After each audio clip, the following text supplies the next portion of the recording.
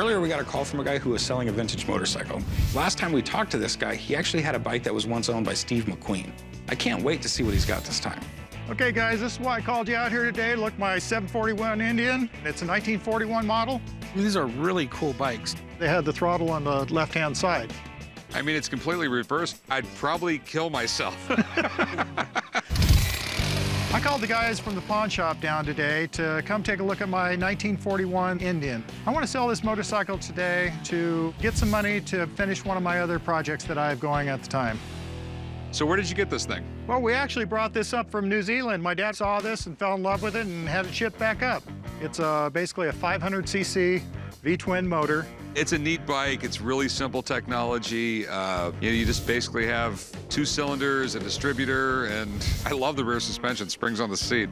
A lot of people don't know. I mean, this was Harley-Davidson's #1 U.S. competitor for years and years and years. Back in the early 1900s, Indians were one of the most popular bikes out there. But then Harleys came out and pretty much put them out of business.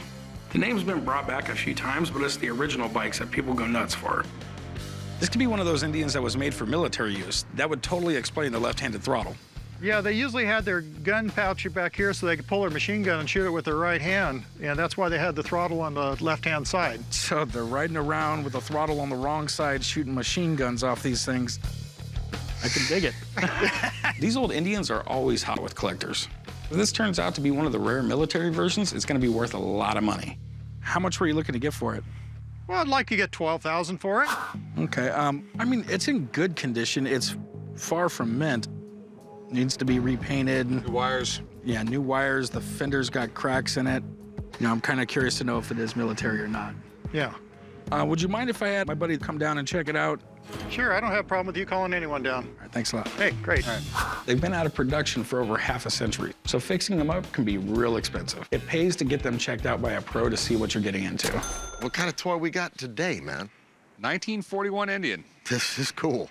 Corey and Rick, they usually give me a jingle when they want me to come down and inspect a car or a motorcycle that they're thinking about buying. It's a left-hand throttle. That's cool. This is definitely a military version. This is a really cool piece of American history, I think. Cool. Well, let me check this thing out, and let's give it a good once-over. There's a few things missing that just right off the top of my head I can see, like, you know, like the air box, air filter over here. What about the gauges? Yeah. I don't have the gauges at all. Okay. And it is missing the chain guard. Gotcha. Do you mind if firing it up right now? Can we hear it? Sure, I'll give it a shot. Love it, love it. I want to hear this thing run.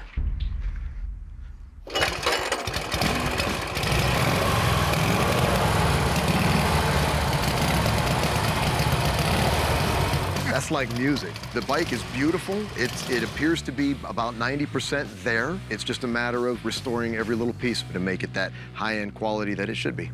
So what's your verdict? Well, it's labor intensive is really what you're looking at, is taking it all down and refinishing everything.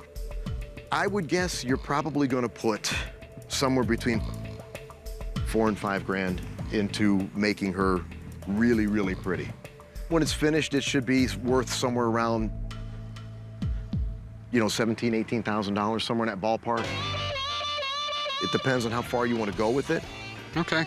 Thanks, Danny. Absolutely, absolutely. Breaking my own rules, I kind of sort of fell in love with the bike myself when I saw it, so I'm hoping that that they decide to buy that bike. Okay, so how much you want for it? I was asking 12. Okay. Thinking more like 8. 8. I mean, you got to realize people don't want a fixer-upper. You know, if we cut to the chase and quit the haggling, could you do 10? This market, 9's going to be what I can do. 9 is a little low. How about 95? I'm stretching there. I'm not going to lose the bike over $500, man. I'll take it. Deal. Deal. All right, son. You bought it, you loaded up. This bike is awesome. We should turn a nice profit. Now we're gonna drop it off at Danny's shop so he can get to work. Shannon, come on, brother, bring it in. You're gonna dig this. Yeah. Yeah. Come on. That's nice. You guys wanted it authentic, right? So it's got the Thompson and grenades. That's amazing, dude, amazing. I absolutely love it. This Indian actually was used in a military form back then. So although someone had changed it cosmetically to make it kind of more of a street bike, we took it back to its original form as a military bike with all the bells and whistles, and I gotta say, it came out cool.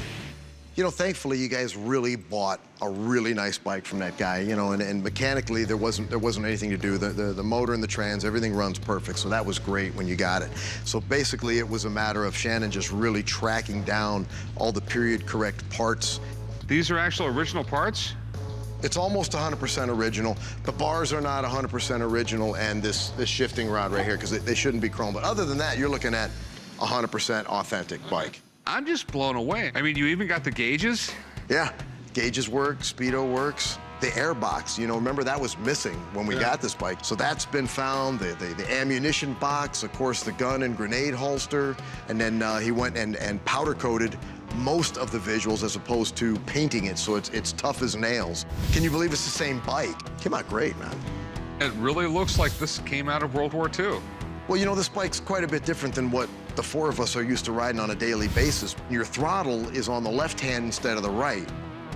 Try this thing on, man. I think it'll fit you. I mean, it's neat and everything, dude, but I couldn't ride this thing. Well, you're gonna be the one that rides it back to the shop, because I'm not riding this back to the shop. I'm a little tense right now. We quoted Rick about $5 grand for a basic restoration, but boy, we got really carried away. And we ended up doing a full-on museum-quality restoration. So I'm a little nervous as to how they're gonna react to it. All right, that's all cool. Now, how much does this thing cost me to fix?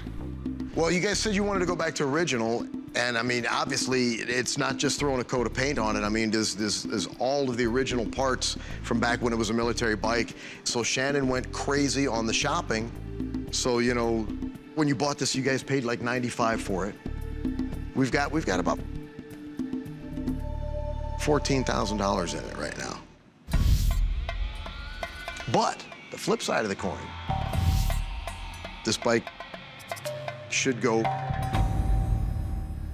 for 30, 35 all day long. I feel you're in good shape, yeah. Sweet. I guess that's not bad. I firmly believe you can get 30 out of this bike, absolutely.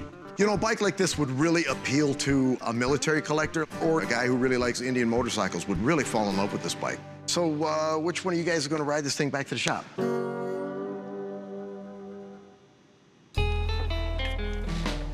There's no way in hell I'm driving this death trap. That's why we brought a trailer.